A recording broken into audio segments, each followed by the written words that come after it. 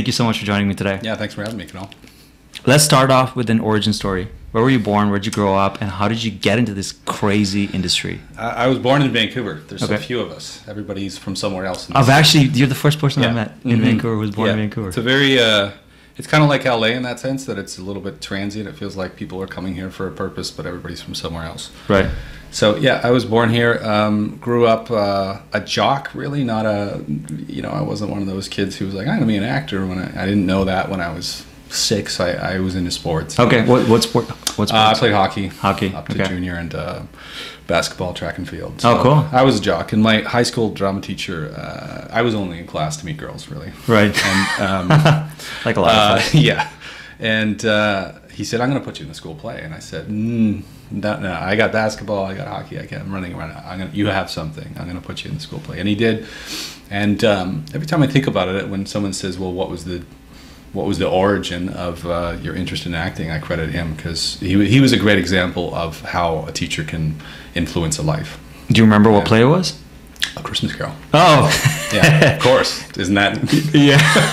It's going to be A Christmas Carol, Our Town, or Grease is going to be the play that you're doing if you're in high school. Right. Did that first experience spark the interest, or it was still... Yeah, it sparked the interest. Not professionally. Right. I didn't think, well, now I'm off to Hollywood. I just... I started to think about it. I started to watch movies with a little bit more of a critical eye. And I went into university, and I was going to go to law school. Oh, wow. Yeah, okay. Yeah. I was taking classes that were setting me up for pre-law, taking this very leisurely arts degree. And I started taking theater classes. And it was really a slow realization. It wasn't one of those things where the passion, like the bug bit me. It was a very kind of calculated decision. I mean, I think people change a lot from the time they're 17 or 18 to when they're 23, 24. That's just a massive jump that you make in life. And I think once you get into university or you get out in the world and you start to find your own voice, that's when who you truly are, and what you're truly passionate about in life starts to enter your consciousness a little bit more than when you're just, full of hormones and your parental advice when you're in high school. Right. So you see things a bit more clearly. So I think I didn't get started in the business until I think I got my agent when I was 25. Oh, wow. So, okay. Yeah, I was a bit of a later starter. And do you remember the point where you decided, well, this is something, not necessarily that I'm going to do the rest of my life professionally, but at least I want to give it a shot professionally? When I got out of university and I started looking around for an agent, I never looked back. I never gave myself a fallback plan. I know that there's always that thing of, should you go into acting and have a bit of a fallback plan? I never did. Okay. I said, I'm going to figure out a way to do this. And my goal was always to make a living in the arts without having to have another job. And the stars have aligned. I've been very lucky. And that's pretty much been the case ever since I started. Okay, wow. Yeah. Okay, so you said you got your first agent when you were 25. Yeah. And you're out there in Vancouver auditioning. What were your first few years like? I had... Most people's trajectory kind of goes upwards, but mine was a little odd. I think it was my second audition. I booked a guest lead on Stargate. Oh, wow. I was so inexperienced that the producers had me come out to set and watch the previous episode being filmed because they knew that I was this kid, like right out of university. Didn't know, I mean, you can see by my resume, I just had a few film classes, but I didn't know what I was doing. So I kind of jumped into it and got film school for free. Wow. Because I just learned by doing. I think I shot for 10 days or something like that. And then my expectation was, this is going to be it. I'm going to be doing these twice a month, and I'm off. And then I don't think I had another job for about 6 months after that. But the money from that did float me for a while and allowed me to kind of get my bearings. But I just jumped right into it. So I had my trajectory went like straight up, and then I fell off the face of a cliff, and then I sort of, like every other actor, I kind of slowly built my way back up. Right. Yeah. So what did you do from there? Well, like I said, the money from the first gig sort of floated me for a while, and then I'm trying to remember those first couple of years because somehow I sort of avoided having a job, as I remember. I think it was around that time that I started teaching a class, and that just came about again. It Right. was kind of random. I was coaching people, and people would come back to me and say, "I really like working with you," and I wasn't charging anything. I was just doing it for friends and whatnot. And then as more people started asking me, and eventually I thought to myself, well, you should probably charge something for doing this. And then everybody started asking me to do a class. Okay. And then that kind of became, when I was really young, that became sort of the thing that I was doing alongside of acting. And then the jobs started to come as an actor. And, and, you know, I just have always been lucky that if it's not a commercial or a guest spot or a class, that money has always come in, and, you know, I've always kept my head above water. So, but even the money part aside, just from your own mental health and motivation levels, was that hard initially when you had such an amazing start, and then you're, I don't know, going out for smaller parts or commercials? How did you deal with that? One of my first auditions was one word. What was the word? Ma'am. It was a clerk or something at a grocery store, and she had a funny look on her face. Ma'am. I thought, you can't just, that's when I discovered, I thought, can't you just offer these parts out? Why don't we come in and, man, it's funny watching those auditions where the one-liners are happening, because you sort of see the door open, and, oh, well, thanks for coming, and then you hear this little beat of silence, and then, thanks for coming, and then the door opens, and then they go. Yeah, it makes you think, how do they decide on those one word? I wonder how much, what's the longest anyone's ever spent prepping a one-liner? The moment before. You know, like 9 hours. Yeah. Like they read some Chekhov. Yeah. And you know, in the waiting room, like put on their playlist that got them all calm, and then went in and did the one line. Right. So it sounds like you were saying you started coaching actors, you started doing a class. That was the origins of the Working Actors Gym? The Working Actors Gym was, I originally had a school with a panel of teachers that I inherited from somebody else called the Studio on the Drive. Oh, okay. And that was it on Commercial Drive? It was. Okay. Yeah. And then we went downtown, and long story, but eventually I kind of realized that running other people's programs and whatnot wasn't for me. So, and at that time, I just had enough of a following as a coach that I just started doing my own. I just dissolved that and started running my own shop. When was that? Oh gosh, I'm a parent now, so the time kind of all blurs together. But I'm gonna say maybe 2011, 12, somewhere in there. Okay. Yeah. What was your mission statement when you started that officially? Your objectives for the school? Yes. I didn't have one, to be honest. You want to know something really creepy? And this is where it's like every time I think I'm an atheist, something happens that just sort of gives me a little bit of from above. So I inherited this studio from somebody else. Really didn't have any idea what I was going to do with it. I just thought, this is cool. It's a space. It's got 2 rooms, and there's already classes running, and it could be a bit of a workshop for what I want to do. And the internet websites were just becoming a thing. This was like the early 2000s. Right. And so I took the website, which wasn't really designed, and I thought, what's aspirational? What's like an image I can put on here, and this will be like. So I got this photo off of like some image site. I put it on the website. The photo was a ground level view looking up between the Twin Towers in New York. Oh, wow. I put it on the website on September 10th, 2001. Oh my God. Did you take it down the day after? Of course, but you can imagine my reaction the next day. I'm on my way to my audition, and I see that, and I thought, I just put that on there yesterday. I don't know if that somehow meant that your career is going to be explosive, or you're going to go down in a oh my God, flaming heat. Not to make light of that. Yeah, or like or the CIA is going to start. Yeah. And I've always found life to be funny that way, and like the signs that I get sometimes are so cryptic. Wow. I just kind of keep going, no matter how foreboding they might be. So wow. Yeah, wow. That's not really the mandate. Yeah. Inspiring mission statement that you want to hear, but that was the first one that I could think of. Wow. Mm-hmm. So when did you start Mitch and Murray Productions? Well, we first did a collective, which is like a union sanctioned thing where like actors get together and just split the profits and all that. And we did a production of Neil Labute's Fat Pig, and that was, I think that was around 2010. And then when we first officially had the Mitch and Murray Productions banner, we did a two-hander called 50 Words. Okay. Who's that by? Michael Weller, an American playwright named Michael Weller, and that was about 7 or 8 years ago. Okay. Yeah. And you're in. So how many productions have you had so far? I think it's our 8th this year. 8th. Yeah, we have Sex with Strangers coming up.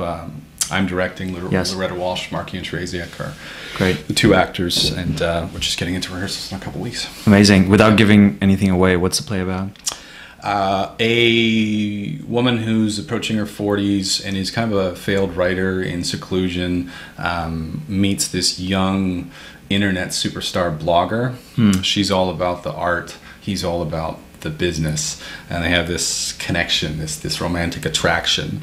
And as they start to get into a bit of a relationship, she starts wanting what he has, and he starts wanting what she has. He wants to become a real artist. Right. She wants the success, and friction starts. Interesting. Yeah. When what are the dates? The show opens October 26th, runs for 3 weeks. Okay, here in amazing. Vancouver. So you start rehearsals next week? October 8th. Okay, Yeah. cool. Any, I mean, I'm sure you've had many memorable experiences, but any memorable, any productions that you did that just stick out in your memory as being a lot of fun, or just? I mean, it's kind of like, you know, when they ask an actor, what's your favorite movie? And, you know, man, that's so tough. It's like, they're all great for different reasons. I think overall, we've been able to produce a type of theater that makes audiences somewhat uncomfortable, has characters in them that are kind of morally gray, very complex. We tend to do shows we always do shows that are about modern, urban people who, you know, somebody called us one time, an audience member after the show, says, you guys are like HBO.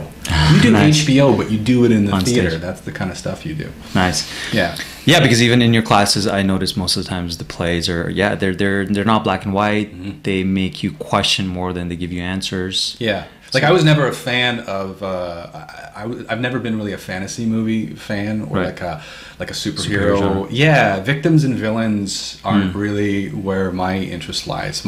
I never saw Raiders of the Lost Ark, which is something that my friends always are amazed by. Like, you didn't see Raiders of the Lost Ark? No, I saw Witness. Right. That was my favorite Harrison Ford film. Yeah. About the cop that goes into Amish country. And Right. It came out in the mid-'80s. I was like 10. Right. I went to the theater with my brother and saw it. Like, that was the type of movie I liked when I was growing up, which was probably telling for the fact that I became an actor.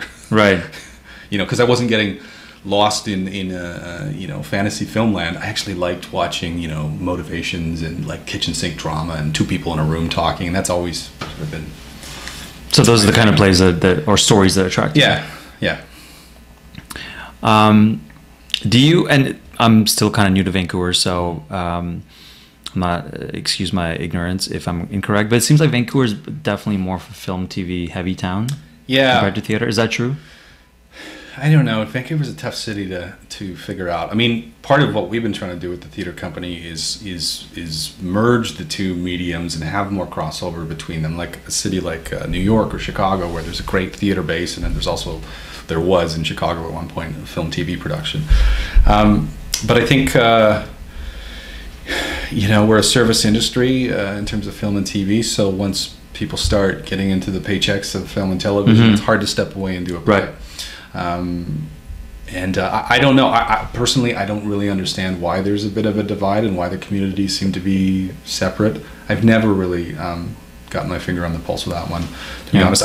People always talk about like, it's a challenge to do theater in Vancouver. We're an outdoor city. Look around, it's beautiful. Who wants to go inside and watch a play? I don't actually believe that, because I've seen enough of audiences who, when they do see a great play, are invigorated to see more. Right. So I'm not sure why theater and film are in separate camps, and why Vancouver. I mean, the talent base here to have a great theater scene is the talent base here is amazing. Right. And there are a lot of good shows, but it seems like you have to seek them out. It seems like they're not in the consciousness as much as they are in other cities. So do you think it's more from the artist perspective in terms of availability of actors, and you know, they want to do more film TV, or is it the audiences? So what has your experience been like? Are the audiences actually like, do they come and watch theater, or they have to be lured a little bit more? They have to be lured. Yeah. Yeah. Vancouver's got a reputation for being a little flaky. Right. You know, what are we doing tonight? Well, do you want to go see a play? And here's this pretty thing over here. Is there a yoga class on? And then it's like they don't end up in the theater. Right. It's kind of got that West Coast stereotype, a little bit like LA.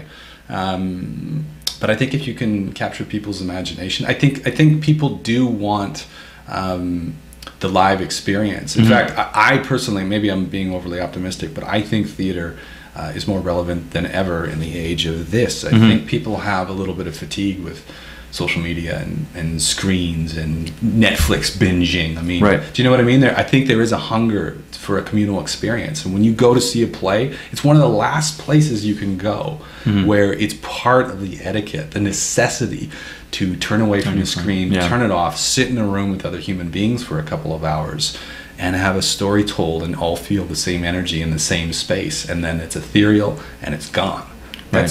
There's a uniqueness. There's really a sense of being alive to that experience. Much more than drinking a glass of wine and watching another episode of Ozark. Ozark's great, by the way. Yeah. Love Jason Bateman. One of the best quotes I've heard on this is Susan Sarandon. I don't know if you heard this one. She says that acting on stage is like making love. Acting on camera is like masturbating.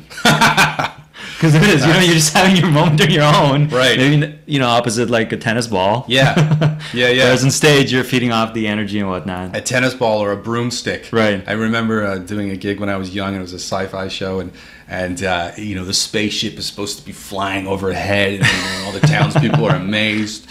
And there was this close-up on me, and the director's like, "All right, Aaron, and there's a big fucking spaceship there. Action!" And there's just an assistant director holding up a broomstick and going like this. Wow, you got to really use your imagination in this craft. Yeah. There's Vancouver is a big sci-fi town, is it not? Always has been, yeah. The X-Files were sort of the first. I guess the Jump Street back in the day was like, and MacGyver were two of the big shows that shot here. That was before my time. Right. But I think X-Files maybe was the thing that really put Vancouver on the map in terms of a show that had global impact. Yeah. So when you kind of started film and TV, what were the big shows here? What was Stargate? The Outer Limits. Okay. Gosh, what else was filming? Maybe Street Justice was still. No, that was the 90s. Carl Weathers, Street Justice. Da Vinci's Inquest, which is a Canadian show. Great Canadian show. Chris Haddock is a Canadian producer who's done Intelligence and Da Vinci's Inquest. And we need more stuff like that. I mean, those shows stand up against any American show, and I don't know why Canadian television, particularly in Vancouver, isn't really a thing. It's very sparse here, where it's all American product. Right. That's something I've definitely noticed, and sometimes because you're from Toronto, I've experienced some people have a negative attitude towards Canadian TV. Canadians, sometimes crew. They look down on Canadian television. And I find that so weird because, first of all, if the dollar goes up or New Mexico has better tax benefits, they're gone. Yeah, we need indigenous. So you can't depend on foreign money. Yeah. I find that, and I think you can't compare CBC to HBO. No, they're not there yet, but they're getting better every year. They're trying to get better every year. So I think it's really important to support I think we have something called tall poppy syndrome in this country. You know what that is? That's like where when you get too big, people want to cut it down. Yeah. I think that exists in Canada. I really do. If you're not a hockey player, there's something about we don't want to celebrate you to a certain point. If you go and you get American recognition and then come back and lend some of that star appeal to us, we'll be in it. But we don't actually build up to that level. Right. It's just something culturally that seems to be still in process. Yeah. It's weird. I mean, there are a few names that come to mind. What's his name? Paul Gross, who stayed here. And maybe in Jerry D. Brent Butler, Corner Gas. Right. Right. And on the East Coast, just because CBC is more prominent there, and they're really trying to pump it out now, and even the CFC, which is the Canadian Film Centre, a lot of I don't know if Mary Kills People, that show? Yeah. It came out of the CFC. Is that right? Yeah, out of their writers program, because they have a writers conservatory, they have a directors conservatory, and then they have actors conservatory. They all work together, and they're building new writers. It's going to take time, but they're putting the work in now, and they're coming out with some decent stuff. Yeah. And it takes time, but sometimes I've encountered a bit of a weird attitude where people even sometimes people who moved here from Toronto, they're like, I'd rather be on Flash than any Canadian television. And Flash is great, but I mean, just because it's American doesn't mean it's better. No, I mean, there's lots of crap down there too. Yeah. So on that, when did you first start going down to the U.S. to work there? I think I started going to L.A. about 10 years ago. Okay. like many people, I just went down there, no real plan. I don't even think I had working papers the first time I went to LA. Okay. And sat in on some classes. I did a play in a little theater on Santa Monica Boulevard. And then I got my paperwork together and got a manager and started going back and forth between the two cities. Right. Yeah. It's definitely way bigger than here. Yep. More stuff going on, more actors. Other than that, any real differences? Huge differences. Yeah. You can't escape the business in LA. Really? Everybody's, if you're not an actor, you're the accountant or the yoga teacher of an actor. Right. You know, backstage is in every 7-Eleven, the trade magazine. There's just a fame-chasing vibe in Los Angeles that, right. It's not that there aren't people chasing fame in Canada, but there's, one time I was in a bookstore and this kid who was fresh off the bus from the Midwest probably came up to me. He's like, "Hey, you know where I can get an agent?" I thought, okay, I'm gonna fill my karma jar here, and I'm gonna sit down. And so I bought him a coffee, and he sat down. And I said, "First, get in a class. Yeah. Then try to get in some student films, and get make sure you're trained, make sure you've been in front of the camera before you go seeking an agent." Right. I don't know whatever happened to that kid, but. I mean, in a way, that's just America, right? There's just we can do anything. Yeah. Dreamers, and there's all these vultures as well who latch on to these dreamers who can be naive. I mean, from an acting perspective, it's very different in Los Angeles from Vancouver or Toronto. I haven't spent any time in Toronto, but in Vancouver, we have it great. Like, the technical elements of the audition rooms here, it's well lit, the sound's good.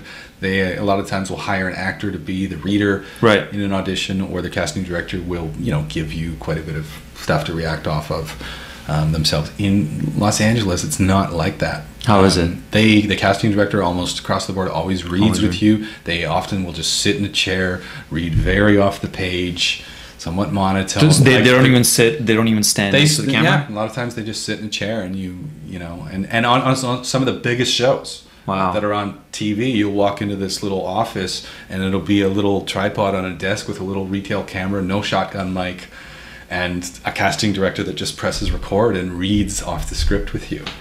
I'm not kidding you. Wow. Yeah. So we have it very luxurious and very and the casting directors here are very pro actor. You know what I mean? They really work hard to get local hires in the projects.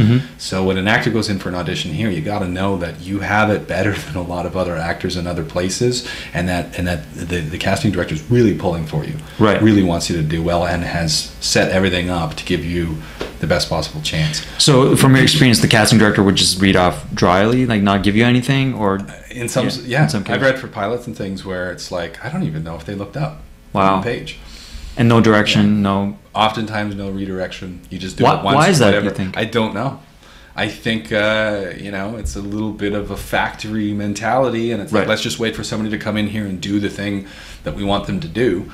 But that's somewhat the same here, 50-50, whether or not somebody will actually take the time to redirect you. If they can bring 10 actors into a room and one actor gets somewhere in the vicinity of what they thought, then oftentimes they'll just go with that. That's why it's not always the best actor that gets the job. It's just the actor that happened to walk into the room and do something in that one take that maybe was a little bit more in line with what the decision makers were thinking. Right. Wow. And I know you worked as a reader as well, right? So what were some key learnings there?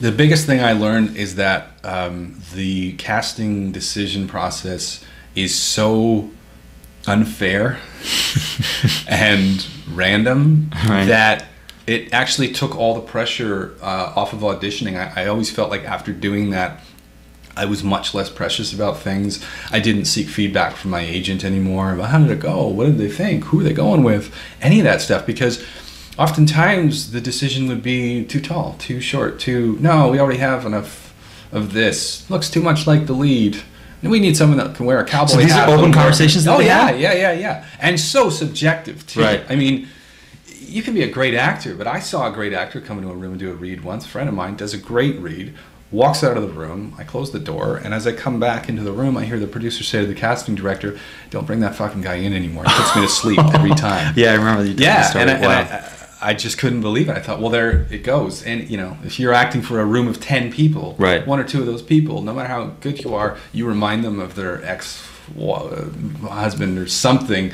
Right. And the human factor, they just don't buy into you for whatever reason. And that kind of makes you a little less precious. It sort of takes, and oftentimes you go into a room and you audition and you do great. But they've made an offer somewhere else. Right. They get a bankable actor that's just come off a show to do the guest spot. And, you know, I've auditioned a few times where the body language of the director is kind of, hey, look, that's really great. It's not going to happen. Right. I love you. You're really great. I'd love to work with you, but I can't, you know, this time, pal. Right. You know.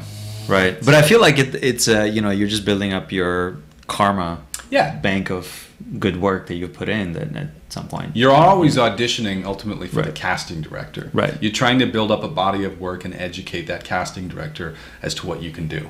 So if you go in and do a good read, but don't get the part, that's a huge win. Right. Because a series of good reads is going to lead somewhere. Right. What are some things that you saw in the room that just made some actors stand out more than others? Confidence. Just confidence. I don't know what that is exactly. It's that X factor. It's the idea that you don't need anything. You know, it's very exhausting to sit in a room all day and to have people come in who are needy. There's an energy to that kind of. How have you seen neediness come across? It's just, you can feel it. You can sense it. There's this heightened sort of like kind of fake energy of trying to please. Right. And while that seems like the winning formula, it actually is something that it sort of feels like it has to be babysat or taken care of, or this person's really anxious and they really need something from me. And sometimes actors go, God, the room was really cold, the room was really flat. Right. It's because so many actors are wearing them down, coming in with need and anxiety. When an actor comes in, connects with the people in the room, does a great job, tells a good story with the character, and leaves, it's just, that's an amazing audition, because a lot of auditions, particularly younger actors, they're shaking with nervousness and the need to not screw up. And that energy, you know what I mean? Like that energy is, and if somebody could teach how to calm that energy and how to be confident and connected, then that person would make $1 billion, because everybody would drink that Kool-Aid. Of course. But it's something that can be guided by a coach, but ultimately that decision to go in and say, fuck it. Yeah. I'm going to ground myself to the floor, I'm going to connect, and I'm going to do it. That has to be an internal force of will. Of course. You know what I mean? Yeah. And I think it just comes from just wanting the job, right? That drives a lot of this. Yeah. And of course everyone wants a job. Yeah. But just at that moment when you're doing it, not letting that be more important than what you're actually doing. That's why Bryan Cranston's video was so great. Have you seen it? Yes. Where he talks about auditioning. You have those 5 minutes to be the character. Right. When I figured out that it wasn't about getting the job, that it was coming in, telling a story, and leaving, and that's my job, and I didn't worry about the result, that's when I started getting the result. Right. And I mean, all actors are different. Like I personally, when I audition, I don't small talk at all. Right. I know some actors get more comfortable like that, and sometimes you have to. I mean, sometimes you're in a situation where the camera's not working, and like, you know what I mean? It's like being at a wedding with one other person there that doesn't have a date. Hey, how's it going? Where are you from? Yeah. You know. It's funny. I find in Vancouver it's a little more laid back here than Toronto. Yeah. In Toronto they're very business, and I've just been trained like that now. Yeah, so I remember one of my first auditions here. I'm not going to name who it was for, but I went in. Oh, come on. No. So I went in. Kunal on the spot. I went in. I did the scenes. He gave me some direction. Well, I said he, so it narrows it down a little bit. All right. And then afterwards, it was my first audition. So he's like, he had my resume, and he goes, "Okay, great. So are you here for good?" And I said, "Yes." And he's like, he was expecting me to say anything more. But I was like, "Yes." Yeah. And okay, great. And you're with so and so. Yeah. Yes. And he's great. Yeah. Yeah. He was kind of waiting for me to talk, but I'm so trained to not say anything. I know. That now I'm realizing, oh shit, I don't have to be It really does depend. Like any workshop you go to, one of the questions is going to be, how much should you talk? Right. Or should you be in character when you walk into the room? And I think people in class sometimes when I talk about it, I was like, Aaron's always so cryptic. He never gives a yes or a no, because there really is not a yes or a no. It's all human intuition. Right. Some people are just, you walk in, the energy is very much get to it. Let's just do it. Yeah. And that's it. And that's fine. Yeah. And other times they want to they want to get to know you a little bit. I had a director say to me one time, he's like, I cast you because you were someone I would want to hang out with at the rap party. Oh, cool. You know what I mean? Like they just wanted to... They connected, yeah. Yeah, they want to know how you're going to be on set. Right. I've just, I think, become like that because sometimes I've said stuff that I've just put my own foot in my own mouth. Like once, you know, often you get an audition, if you've never met them before, you don't know, there's usually partners, you don't know who's who. You try to Google them, but you can't find their pictures. Yeah. And once I called the casting director who was the other one, and, you know, the reader's like, well, it's actually not her. Right. So yeah. I don't know, I just don't say anything. Yeah.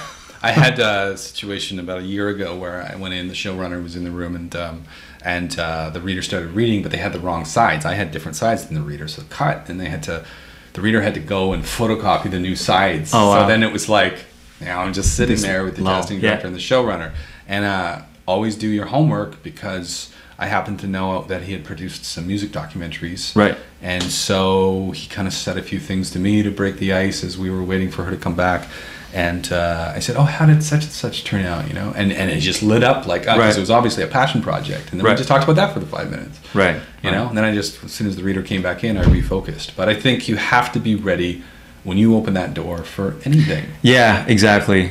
Because I find like I just start off, then I just lose all my focus. But yeah, I'm just trying to find the balance now. Yeah, of course. I mean, I think that whole method thing where you come in, it's like, I'm staring at the floor, I'm not looking at anybody, I'm doing it. Right. That intensity, while it can feel great, I think sometimes they wonder, are we going to be able to redirect them? Right. Like, are they going to be one of those actors who, when they get on set, you can't get near their bubble? Yeah. To try to get what you want out of them. Right. Do you know what I mean? So there's always that split of like, have a little bit of collaborative energy without selling out where you need to be to get into the moment of the scene.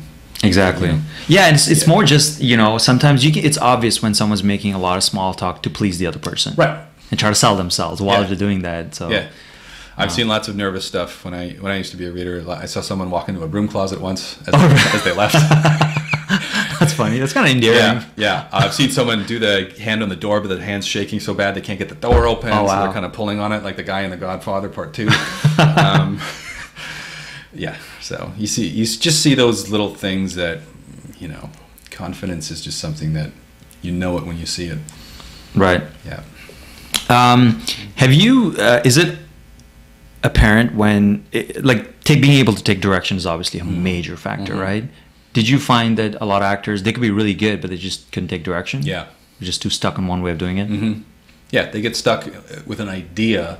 And then once they have to recraft that idea quickly, they're not able to change the script, they're not able to change the paradigm that they're in, so they sort of might do it again but do it louder, right? Or something, you know what I mean? Like, they don't really listen to what is being asked of them. So I'm of the belief that you try to be flexible, you know, when you prepare material, you go, here's what I'm going to go in and do, here's my number one thing, but I could see how it could go 3 or 4 other ways. Right. Even if those 3 or 4 other ways aren't even the way that they redirect you, you've just thought about it a different way, so that it's like, that's one take, and okay, scrap that, now I'm going to try this. Do you know what I mean? Right. Oftentimes, they're being redirected is always a good thing. They're not spending more time with you because they think you're awful. Right. They see something in you that, you know, is workable, and they want to see if you can take direction. A lot of the times, they're just doing it to see if you can do it differently. Right. So being able to quickly morph into what you think they're asking for. And the thing about it is like, you always want to try to take whatever's being said to you and bring it back to actor speak. Right. So if it's like here's an example. If let's say they say, hey, be a bit more awkward. Yeah. Well, that's an adjective. It's not totally helpful. It's not an objective, right? It's just, if you try to play more awkward, you're going to do all the cliches of just, you know, right, being all general outer manifestations. Yeah, general energy. It's going to look acty. But if you quickly ask yourself, why would this character be awkward? Right. They don't feel like they have enough money to be here. Yeah. You know what I mean? That kind of fills you up from within. Right. And all of a sudden, you're a poor person at a rich person's party. Right. And the awkwardness is going to seem to come from within because it's rooted in something. Right. Do you know what I mean? Specific, yeah. Yeah, so you always try to take a result or an adjective that's being given and draw it back into a purposefulness that every actor needs in every scene. Right. Yeah. Cool. I want to draw it back to, so you're obviously a working actor, you're a director and you're a coach. How do you switch between them? Because acting is very different from directing. Completely different. Directing, you're sort of overseeing the entire thing. It's a little bit emotional, but it's very cerebral. You know what I mean? You have a picture in mind, and you're trying to fit all the designers and the actors and everybody into that picture, and it's like having the ability to multitask is a great thing as a director, because you're seeing all the elements at once. But as an actor, it's more of a singular focus. Right. And directors are in control, but as an actor, I think you want to be semi out of control. Right. You know what I mean? You place yourself in the hands of a director who is seeing it from the outside, and you let yourself be very right-brained. Right. Whereas a director, you're wearing the hat of being left-brained and watching it all, developing it all from the outside eye. Like when actors come into class and you do a scene study, right? You do a first run of it, and it's pretty good. Yeah. And then we work on it, and it starts to take on nuance and layers. It wasn't that the actors didn't put the work in. It's just that with an outside eye, you can take it further. Of course. Yeah. Of course. Do you find it hard to switch between them? On the same day? Because you might have to do it on the same day. Yeah. Like you're come out of rehearsal. Yeah, exactly. I go to an audition, then I go to a play rehearsal as an actor, right. and then I walk in and I coach a class. Yeah, it's a little bit of a juggling act, I won't lie to you. But actors teach me things as well. You know what I mean? Like as a coach, you're always learning. I've been learning for 18 years. Right. From actors. Watching actors have breakthroughs is something that's an adrenaline hit that never, never leaves you if you love it. So stick handling between the different disciplines can be a bit of a challenge sometimes, but I love it. Are there any rituals that you have to switch between them? Some simple steps that you take? I breathe for 10 seconds. I listen to Enya. No, I'm kidding. I was like, I don't. Enya. That's cool. Fanfare. No, I don't. I just, I try to make sure I have a little bit of time between each thing. I think if you learn how to audition really well, you learn how to drop your performance very quickly. Do you know what I mean? Right. Like if you're gonna, you mean let it go when you say drop? Let go. Drop it. Let it go. Yeah. You walk out of the audition room and you just take a breath and you let it all go, because if you carry it around with you all day, that's when it would be exhausting to try to go and do something else. Right. You know what I mean? Right. I can sometimes tell in a class when an actor's had a rough audition because they're bringing it into the class. They haven't shed it. Right. What are some of your techniques to shed it? It's been a while since I probably cracked that code. I just always try to connect to what's really important in life. It's not that acting's not important, but we're not doing surgery. Right. We are just we're playing make believe for a living. So I think having like a connection to other things in life, other passions other than acting. I think it was Tim Robbins who said, there's nothing more boring than actors who can only talk about acting. Right. Do you know what I mean? Yeah. It makes you so insular. And there's so many other things in the world that you can. And now I have a 3-year-old. Of course. And that demands that I drop it. That's your priority. He doesn't have. Right. He doesn't understand that, I'm still kind of wearing that character a little bit, son. He just wants to be fed. Right. Played with. So he's a good. Okay. He's a good buffer between the two things. Yeah, and it's personal for everyone. Yeah. I find I go in and out. It's like 3 steps ahead and then 1 step back. Of course. Well, as life is. It's not linear. Right. And it's experience. Yeah. No, there's no formula to it for sure. So, I mean, one of it's interesting. I was, when I first came to town, I knew some of the teachers here from before. I'd worked with some of them, and I audited around town. And one of the things I loved about your class, I mean, you're a great director. I'm not just saying this, and you're also very good at communicating. But one of the other things that just struck me was at the beginning of class, you just let everyone else talk. Yeah. And I'm not making this up. That's the only acting class I've seen where that happens. Because usually in acting class, as you probably know, the acting teacher does a 10, 15, 20-minute monologue about what they want to talk about. Oh, I've seen it. And I mean, you obviously have amazing things to say, but you reserve it for the scenes, and then your other perspective from your daily life comes through as well. But the reason that's brilliant is because everyone connects, and it's one of the classes where I've seen a sense of community build very fast. So was that on design that way, or it just I have never backed off of the idea that, hey, sometimes we need to talk for an hour. Right. Sometimes we talk for 20 minutes. It depends. Sometimes somebody's got something really heavy going on in their life. And if you don't, and this isn't, by the way, this isn't like therapy where you have to come in and talk about anything personal. I never ask anybody to open up their personal lives. But if that is what you want to talk about, you're welcome to. And I think also building a sense of community is important. The people coming in, people have prepped auditions, maybe had bad auditions, have not booked a job in a while. There's all kinds of different energies in the room. And if you can unify those energies with a sense of community, I think the work that happens after is just going to be stronger for it. Whereas if I stand up and talk to you about, here's the ABCs of my technique, and you need to blah, blah, blah. I've never been a chalkboard guy because I don't really think acting is a rhetorical thing. There's technique to it. Right. But I think you learn that best from the doing of it. Like another difference between here and LA, where we have it really good here. I haven't seen classes that have 20, 30 people in them. Up here, maybe they exist. But in LA, that's common. That's common. So you go to class and you maybe work once every second week.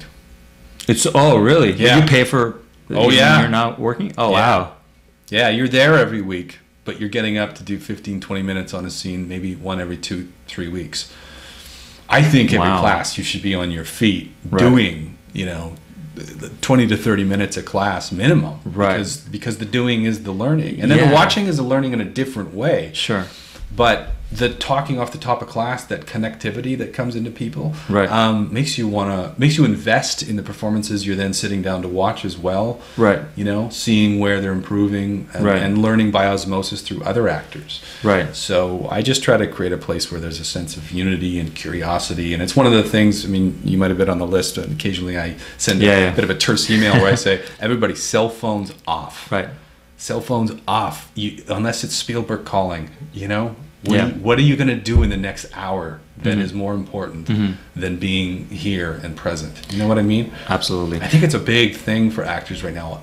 We are purveyors of life, and we're supposed to be people watchers, taking in the world around us. And every down moment, everybody's doing this, filling that void with this. I think it's anathema to acting. Yeah. When you step up an act, you're not going to suddenly be different from how you are in the rest of your life. So if you have no attention span, you always need to fill that void. How are you expecting to have full range of expressions in scenes? You're going to have no attention span. Yeah. And if you're not letting in, for children, boredom is a link to creativity. Right. That's where so much cognitive development happens, is those moments of just daydreaming, of just thinking. Right. Thinking. Right. And allowing reflection to happen. But now it's just like, something happens. Right. It's about being heard and documented. Right. Rather than about experiencing it and internalizing and reflecting. Do you know what I mean? Right. It's a strange world we live in these days. Yeah. Don't get me wrong. I love technology. Yeah. I'm not a Luddite. No, I know. But I'm also a born contrarian. Yeah. No, 100%. Everything has its pros and cons, right? Yeah. It's like social media. If you know how to use it or what you want to use it for, it's amazing. You manage it. It doesn't manage you. Exactly. Yeah. Because 30 years ago, you didn't have an option. You were only at the mercy of studios. Now you can do your own stuff. But if it's up to you, do you want to put up a picture of your sandwich, or do you want to do something and then put that up? So what are you putting out there that is something of value? Right. Do you know what I mean? I was talking to an actor recently about social media, and he was, he's good with it. And he said to me, I think of it this way. It's like being an actor is running a business. The business is you, and you have a storefront, right? Just like a store with everything in the window. And your acting is in the window, and your headshot's in the window, and you do sketch comedy or something, that's in the window.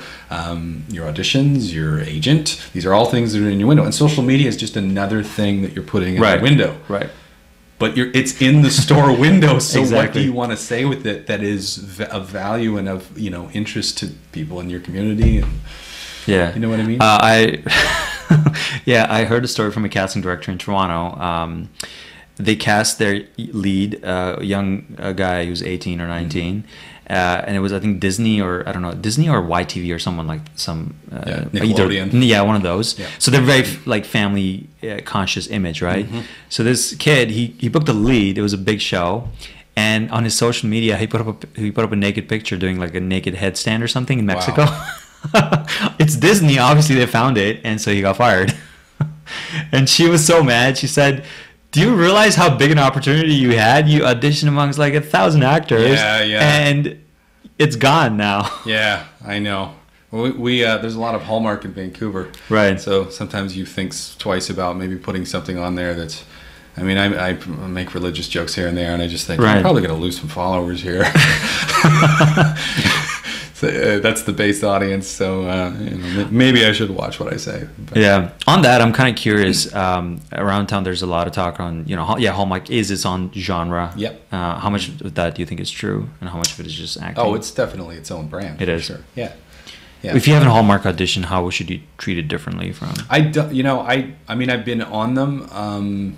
I don't really treat it much differently than anything else. I just look at what the script provides. Yeah. The scripts don't really get into violent territory, or no one's ever really abusive. It's the kind of stuff that a family can watch. Right. So if you're just letting the script dictate that, your emotional levels and whatnot should be governed by what you're reading on the page. Right. Do you know what I mean? Right. So as long as you just follow the text, it should keep you within. But if you're thinking like, I want to play high stakes, I just did a Sam Shepard play about burying a 10-year-old in the yard, and I want to now go in and I want to like, you're gonna, that's not appropriate. Yeah, you're not gonna. So even if it's a slightly sad scene, just keep hope in there, keep there's always a message of hopefulness, and there's always, if you can just picture that sort of like a heavenly glow above everything, you'll keep it in lighter shades. Right. How much do you think actors should really pay attention to genre? Lots.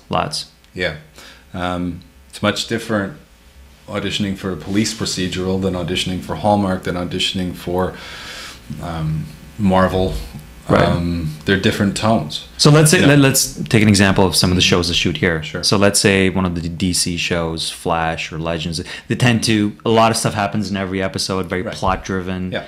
You can't sit back and audition for a guest star and too much. You have to kind of move forward. Versus what's a show here that is more HBO-esque, kind of slower paced? Man in High Castle, maybe? Yeah. I did a show earlier this year called The Bletchley Circle, San Francisco, which is a period piece. Right. The gals from Britain come over and team up with the American code breakers, and they solve crimes in San Francisco in the 50s. That's not a typical show for Vancouver. I'm a little stuck right now, but there is a lot of sci-fi and Hallmark, I would say, would make up the bulk of what's here. Right. I'm doing a recurring role in iZombie, which is a little bit of a departure. It's kind of a tongue-in-cheek show, it's a drama comedy. There's a lot more diversity in the production list than there used to be. Okay, I can say that. Great.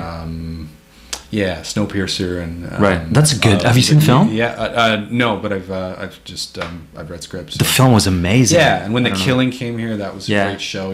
Actors should be really excited about what's in Vancouver, because 20 years ago there was a lot tighter borders, I think, on what was actually here. A lot of movies of the week and things like that. It's really opened up. Right. Snowpiercer is one of my favorite films. It's so relevant as well. How the how society is divided into classes in the train and whatnot. Yeah. Cool. When you're working with actors, what drives you the most? What is something that gives you the most joy working with actors? Let's say when you're coaching them as opposed to directing them. I love it when the penny drops. When an actor takes a direction and makes it their own, and then just goes for it, and it works. That's just, you feel like you've helped birth something really great. I love actors that have work ethic and passion for this craft. I also think some actors are in it for the wrong reasons, just like any profession. To be famous. The good, the bad, and the ugly, right? But actors that are all about the work and that love the craft, working with them is just, it's always been a haven for me. Like, I've very rarely have I ever canceled a class that wasn't to do with a gig. Like if I'm on set, I've canceled class, or if I'm out of town auditioning.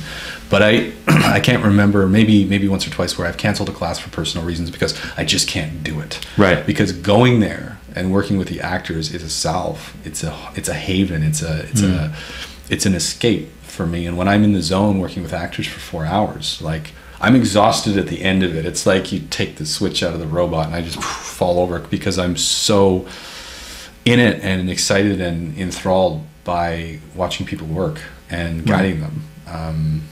It's you know, being on a film set or being in an acting class or being on the stage is like, I can't believe that I get paid to do this. I really can't. Right. Do you know what I mean? Especially when I see how much other people and people I've known for a long time struggle with their jobs and their, you know what I mean, and feel a sense of being cornered. There's that famous quote, I forget what writer said it, but he said most people live lives of silent desperation. And if you are lucky enough to be able to even approach making a living or make a living doing this, you have the winning lottery ticket. Right. You know what I mean? Yeah. When actors are bitter, seasoned actors who I hear bitching about things, I'm like Teflon. I kind of just slide off it and try not to pay attention to it because I just think we're getting paid to play make believe. We're getting paid to you know, play different characters and put our work out to a global audience. Like, do you know how good you have it? Exactly. It's amazing. I think I think nobody's entitled to be a working actor or working artist. Nobody's entitled to a career in this. No. If you have that, that's amazing. So I think that's where some of because some people just have this sense of entitlement. Yeah.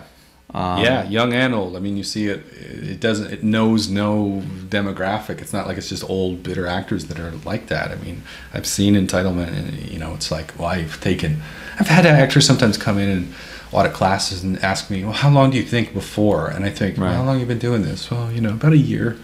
A year. Have you read Malcolm Gladwell? Yeah. How many hours have you put in? Right. You know, it's well, the interesting thing there is how what are they even trying to get to? How long before what? Right. Before they're on the magazine cover, or before you are going to leave because the industry's not rewarding you. Right. If you're a lifer, you're a lifer. Right. If you're in, you're in. And if you have to do this, I always say to actors too, by the way, and I think anybody with a little bit of integrity would say this: if you can be happy doing something else, for God's sake, don't do this. Yeah. Don't do this. I agree. You're out of your mind to do this. This is a crazy, crazy industry to be in. You only are in it almost because you would do it for free. Wayne Gretzky once said about hockey, I would play hockey for free. Right. And I feel that way about acting. I would do whatever it took to support it because I love it that much. Right. You know, you're either all in or you're out. What are some habits that you've picked up from other professionals? Some high performance habits, some positive habits? My first ever gig, I will never forget the professionalism of a particular actor, Amanda Tapping. Okay. Who was a she directed me in Travelers. Yeah. Yes. Yeah. And I remember it specifically, not only because she's a wonderful person, wonderful woman. Yes. But you know, another actor who I've since become really good friends with, Dion Johnstone, was in the episode with me. We were both these young, inexperienced theater actors who were on the show as the guest leads.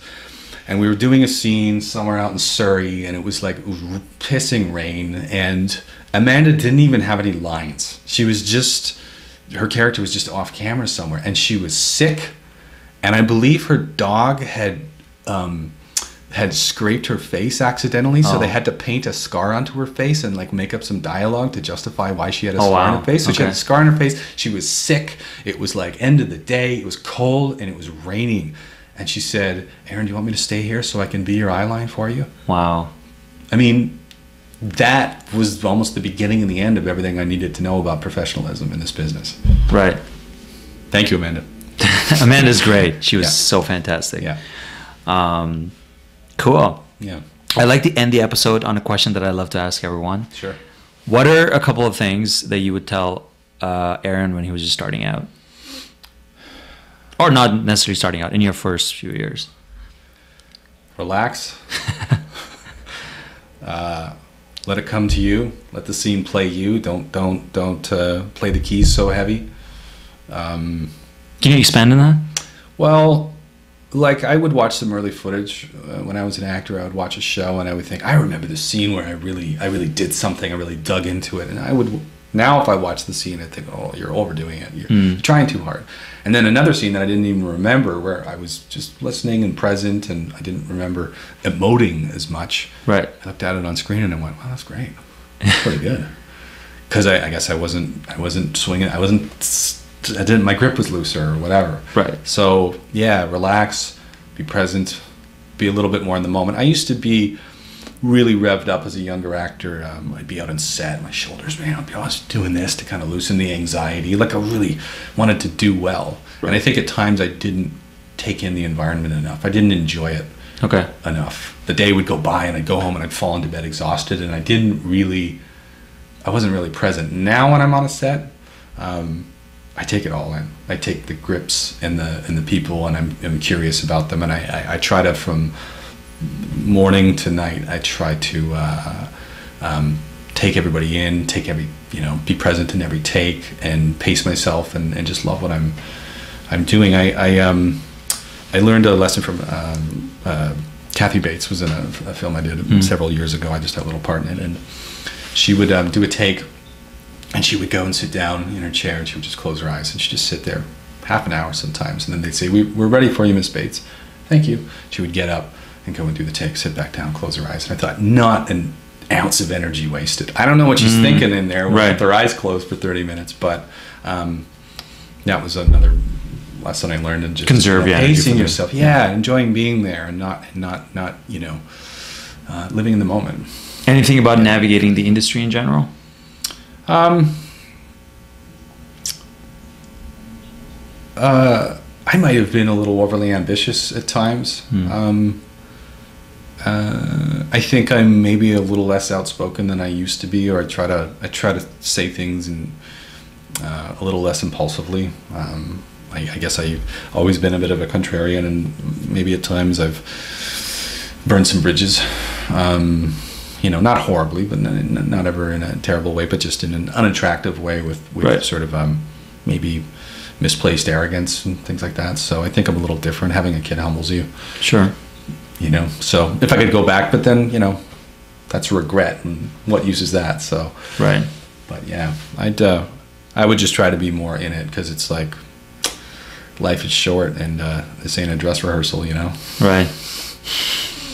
Cool. That's a great way to end the episode. Okay. It's not a dress rehearsal. Yeah. This is it. That's it, buddy. All right. Thanks so much for joining me, Aaron. All right.